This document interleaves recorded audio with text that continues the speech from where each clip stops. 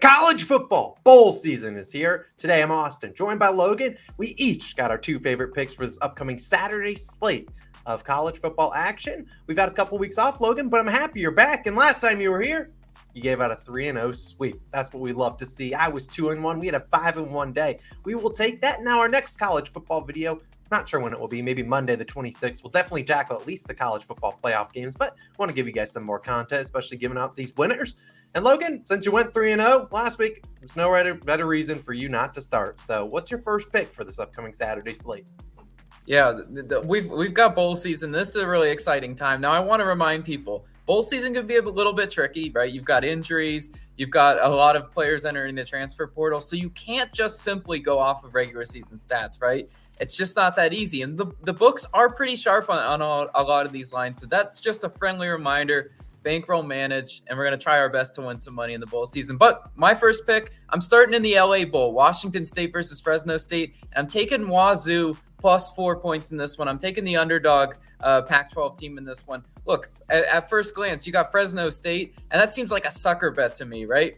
A 9-4 team only laying 4 points, right? 3 to 4 points versus a mediocre 7-5 Pac-12 team. No one's really running out excited to bet Washington State, especially how they finished the year getting blown out. Fresno State finished the year really hot, right? You've got some crazy line movement on this one as well, right? Washington State opened as 4.5 point favorites. Now they are reverse of that line. Now they find themselves as underdog. If you look at Washington State, 7-0 straight up, 6-1 against the spread in 7 games when it has allowed 20 points or less. That's going to be the key to victory in this one. They're going to have their hands full against a very talented Fresno State offense, but Washington State's defense is equipped to handle them, right? 33rd in scoring defense.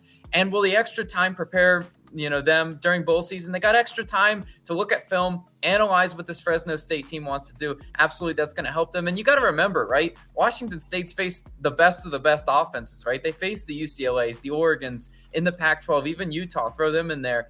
So, and USC, they faced a gauntlet of Pac-12 offenses, and Fresno State, while they're explosive and while they can score, they're still not up to the competition that Wazoo has seen. And I think their defense is going to rise to the occasion. If you look at Fresno State, hats off to them for a great season, making this bowl game, right? Their last loss came October 8th. The bowl season layoff might be exactly what they need to cool down, because this team, as I mentioned, they finished red hot, and a lot of people are excited to back them. I just don't think it's going to be that easy in this one. Neither team is balanced, particularly on offense. Both lean heavily on the pass. So who's going to make the stops needed, right? I think Washington State's going to make those stops needed. That's why I'm going to take them the +4 in this one. I just think it's a really good bet to make. I like it, Logan. And you're right. That is some crazy line movement to see them basically reverse what they were to start the opening line. But I like the pick, and I'm glad you touched on it, as college bowl season is very tough to predict, as we even doing so much research, we hardly even know who's going out there and trotting out there. So if you're going to put your next paycheck on any of these games, don't necessarily know these are the slate you want to dive into. Now, Logan, I've missed talking to you so much. We normally get to talk to you every single morning doing baseball, and I just got old homage. I got to go back to a baseball stadium. Lucky for us, there is a game being played in Fenway Park, and that'll be the location of my first pick for the Fenway Bowl, as I'm going to Louisville and Cincinnati and taking the under 40 points, -105 on DraftKings. Now, look, this might go down to 39.5. Sign me up if that's your line. And I know this is a low line. Granted, you don't see a lot of college bowls really, unless you're looking at Iowa games, seeing low 40s, even into the 39.5. And if you want drama, well, you got it, because this is your game. Scott Satterfield, the ex-head coach for Louisville, now he resigned, went to Cincinnati, where Luke Fickell left to go to Wisconsin.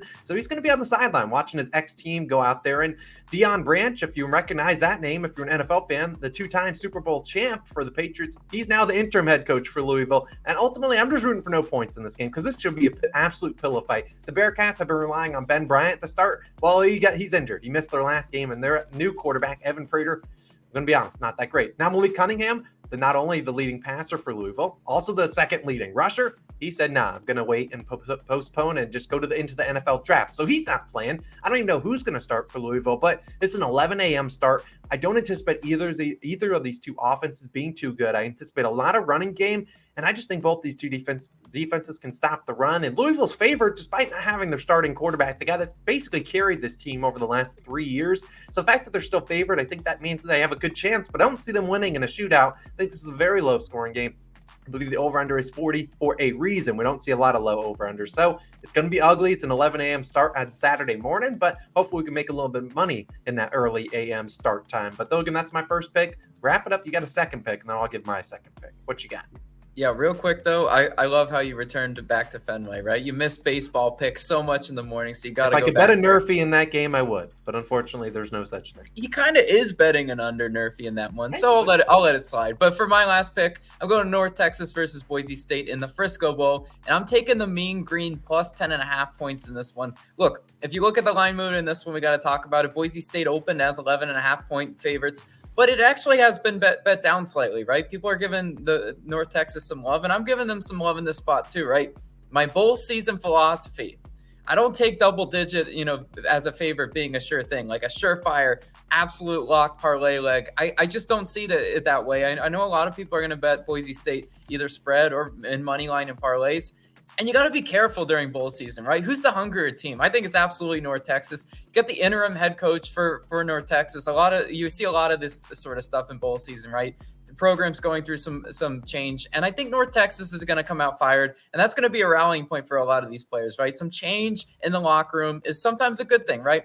You look at Austin On, quarterback for North Texas. He was terrible against UTSA in his last showing. Can't sugarcoat that one bit.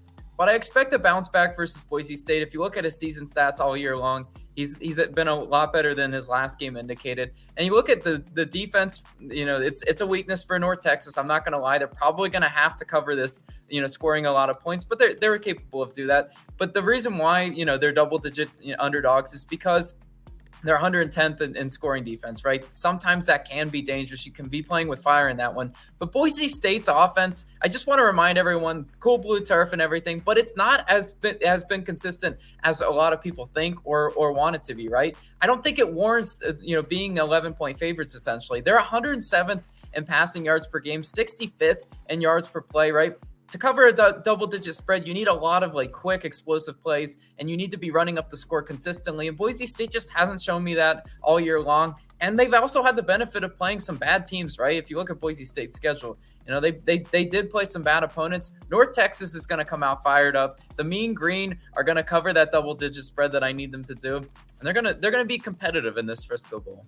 Yeah, I mean, I like taking those double-digit underdogs, especially in a bowl game that arguably really doesn't mean anything to either of those two teams. So I like the second pick, Logan. Hopefully you go 2-0. Now I'm looking to go 2-0 as well, and I might as well get into my second pick. And arguably one of the bigger games that we have on Saturday is it's going to be BYU taking on SMU, and I'm taking SMU minus 3.5. That's currently minus 110 on DraftKings. If it moves to 4, I think they can cover that as well. This is the New Mexico Bowl. I believe this is on 7:30, I believe on ABC. So it's a big time game. And look, this is kind of a matchup of two programs that I imagine don't love each other. SMU is obviously was left out of the Big 12. BYU is going to the Big 12, kind of stealing one of those spots. And I anticipate SMU stands up a little bit here. Now, BYU turned around their season. They had an awful October, lost all their games in October, but have won the end of their season winning 3 straight games. Didn't have the toughest of competition. Now, SMU, if there's something they don't do, it's play defense. Never heard of it. They give up 34.7 points per game. However, BYU, they don't have a starting quarterback. Jaron Hall, their normal starter, likely out. He's been missing a lot of practices, and they might have